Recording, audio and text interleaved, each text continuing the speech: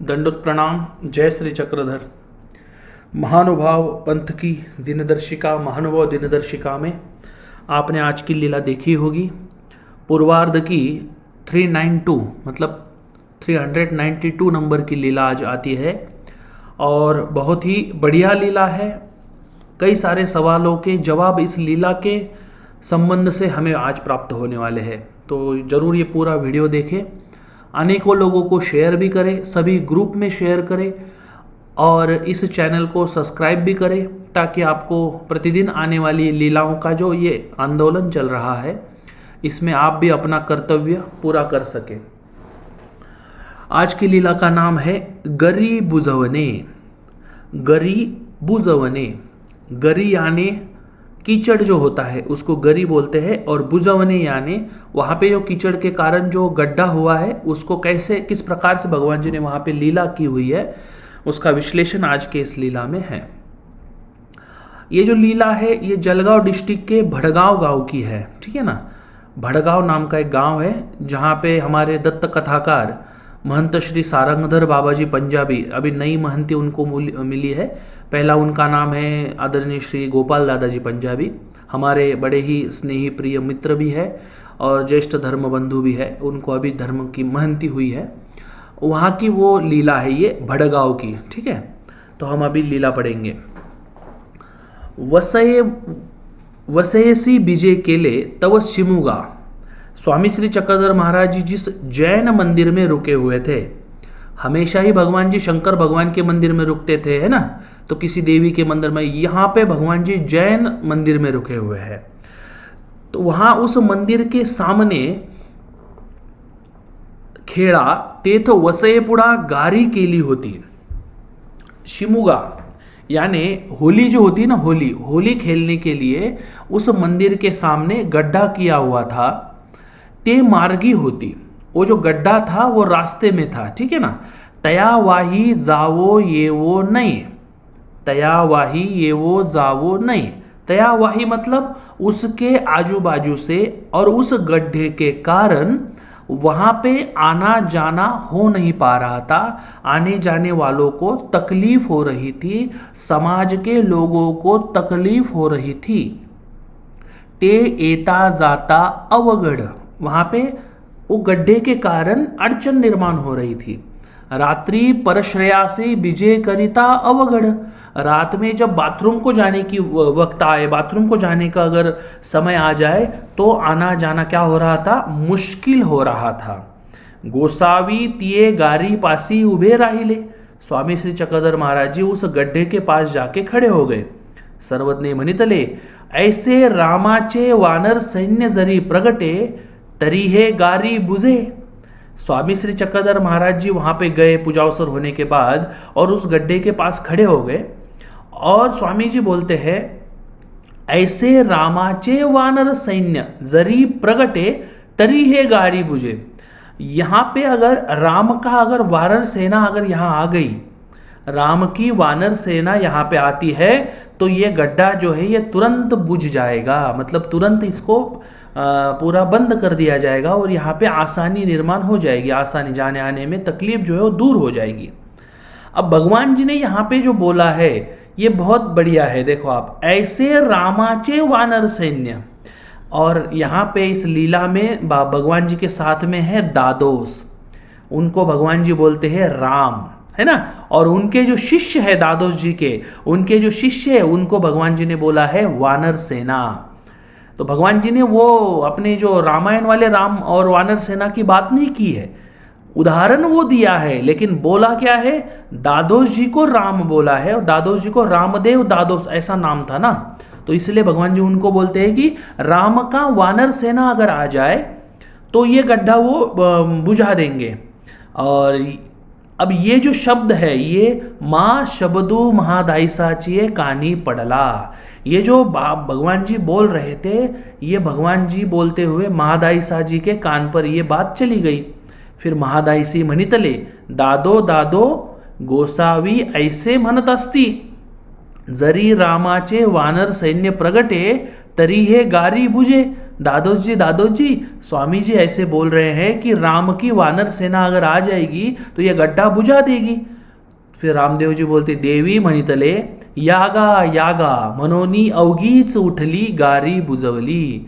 स्वामी जी उदाहरण दे के बोल रहे हैं, और दादोजी को जैसे ये बात पता चली उन्होंने तुरंत सबको आवाज दी, चलो आओ, भगवान जी ने आज्ञा दी है, इसको बुझाना है, हम ये गड्ढा जो है वो मिटा देते हैं। एक छोटी सी लीला है ये, अत्यंत छोटी सी, लेकिन कितनी बड़ी बात बता रही है। आज के समय में असन्निधान धर्म में भगवान जी की वहां पे भूमिका क्या है आप देखिए।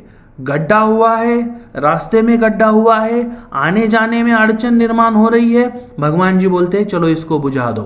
और आने जाने में अड़चन किसी को नहीं होनी चाहिए, है ना, तकलीफ किसी को नहीं होनी चाहिए। यही भावना वर्तमान में जो आश्रम निर्मित हुई है, जो स्थानों के पास, महास्थानों के पास आश्रम बने हैं, विद्यालय बने हैं, जो ब्रह्म विद्या के केंद्र बने हैं, ये सब जो आश्रमों की निर्मित भट्टोबाज जी के द्वारा की गई थी और उसके बाद में अभी जो इसकी संख्या में बढ़ोतरी हुई है, ये हमें इसका प्रमाण देती है। भक्तों को अड़चन न हो, समाज में एक अच्छे तरीके का संदेश जाए, इसलिए इन आश्रमों की निर्मित हो रही है। और आश्रमों की निर्मित होने के बाद इन आश्रमों के माध्यम से जो कुछ धर्म का प्रचार होता है, लोगों को अड़चन न आए। जैसे स्थानों पर हम जाते हैं, अगर वहां पे कोई रहे ही नहीं तो आए हुए भक्तों की व्यवस्था नहीं होगी, भक्तों की व्यवस्था नहीं होगी तो अपने आप दूसरी बार भक्त आने जाने में तकलीफ करेंगे कि जाने दो, क्या है वहां पे, कुछ भी नहीं है। बहुत सारी जगह पे अभी भी बाकी है, लेकिन फिर भी जहां जहां व्यवस्था है वहां वहां भक्तों को तकलीफ न हो, आने जाने वालों को तकलीफ न हो, समाज को तकलीफ न हो, ये संदेश भगवान जी ने खुद वहां पे करके दिखाया है। गड्ढा हुआ है उसको बुझा दो, चलो आने जाने तकलीफ नहीं होनी चाहिए। यही भावना अधिकरणों ने, हमारे धर्म के जो बड़े बड़े ज्ञानी अधिकरण जन है, उन्होंने यही भावना रखी है। आश्रमों की निर्मित की, आश्रमों के निर्माण के बाद वहां से धर्म प्रचार हो रहा है, किसी भी आदमी को तकलीफ न हो, कोई भी हमारा धर्म का आदमी है उसको कहीं पर भी तकलीफ न हो, इसका पूरा पुख्ता इंतजाम इन आश्रमों में होता है। आप संप्रदाय पे कोई भी आश्रम में जाइए, आपका उधर संसार से मन उठ गया, ऐसा नहीं है कि आप बेवारस हो, नहीं, हमारा आश्रम प्रत्येक महानुभाव का घर है, प्रत्येक महानुभाव का घर प्रत्येक आश्रम है। बस नियमों को फॉलो करना पड़ता है, क्योंकि नियम को फॉलो करेंगे तभी तो जीवन ऊर्ध्वगति की ओर जाएगा, वैसे तो जाएगा नहीं।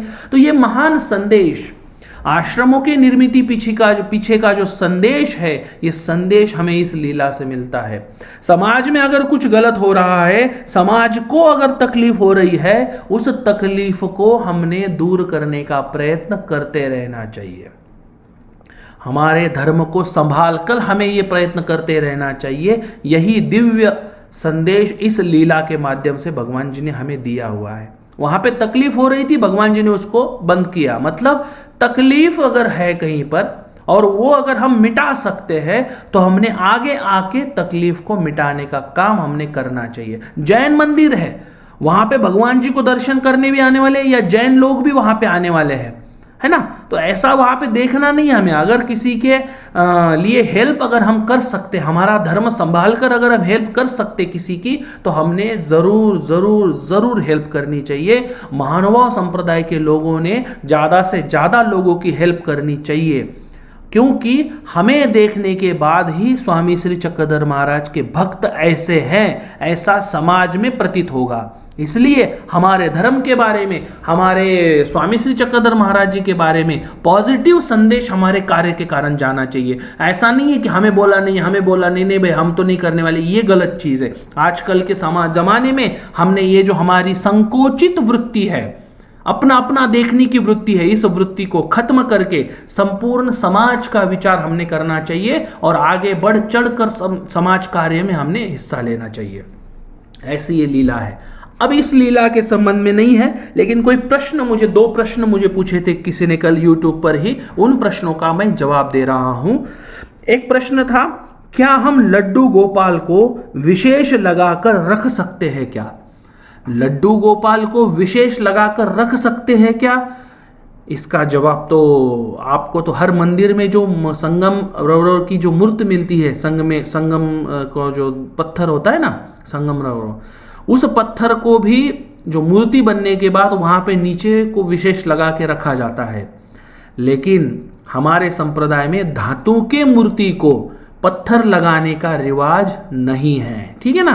धातु के मूर्ति को पत्थर नहीं लगाया जाता, पत्थर के मूर्ति को ही विशेष लगाया जाता है। इसलिए अगर आपको लड्डू गोपाल चाहिए, आप हमसे संपर्क कीजिए, हम आपको नमस्कारी लड्डू गोपाल देंगे कि वो जो पाषाण है उस पाषाण का आकार ही लड्डू गोपाल का होगा और वो पाषाण संपूर्ण नमस्कारी होगा। ऐसा लड्डू गोपाल हमारे तरफ है, आप हमसे संपर्क कीजिए, उसका जो निर्माण मूल्य राशि है वो आप दीजिए और आप वो लड्डू गोपाल लेके जाइए, कोई इशू नहीं, ठीक है ना। लेकिन धातु के लड्डू गोपाल को विशेष लगाना गलत नहीं है, लेकिन वो परंपरा शुरू नहीं हुई है, तो खामखाई क्यों ऐसी कुछ परंपरा को हम निमित्त बने जो कुछ जिसकी कोई आवश्यकता नहीं है, ठीक है। दूसरा जवाब है, दूसरा सवाल उन्होंने पूछा है कि श्री चक्रधर स्वामी और श्री कृष्ण महाराज एक कैसे है, कैसे जवाब दे। आप अगर लीला चरित्र पढ़ते हो, कई लीलाएं हैं भगवान जी की घटी हुई कि स्वामी श्री चक्रधर महाराज जी ही कृष्ण महाराज है, ऐसा उसमें दिखाया जाता है, ठीक है ना। ये हुई एक बात जो नॉर्मल बात हुई।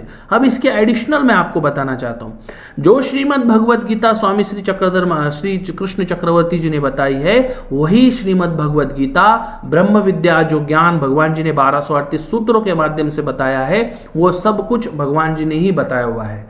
इसके ऊपर मैं विश्लेषण और करके श्री कृष्ण महाराज श्री चक्रधर स्वामी जी एक कैसे है, इसका मैं स्वतंत्र 10-15 मिनट का वीडियो बनाऊंगा, उसमें मैं आपको इस सवाल का जवाब दूंगा। क्योंकि मेरा प्रयत्न रहता है कि हमारा एक वीडियो 12 से 13 मिनट का हो, ताकि सब लोग वो पूरा देख पाएं। ज़्यादा बड़ा वीडियो देखा नहीं जाता, लोग वो देखते नहीं है, इसलिए इस प्रश्न का जवाब मैं आपको कल के वीडियो में फिर से दूंगा। कल की लीला और इस प्रश्न का जवाब उसमें रहेगा कि श्री चक्रधर स्वामी जी और श्री गोपाल कृष्ण महाराज एक कैसे है, ठीक है।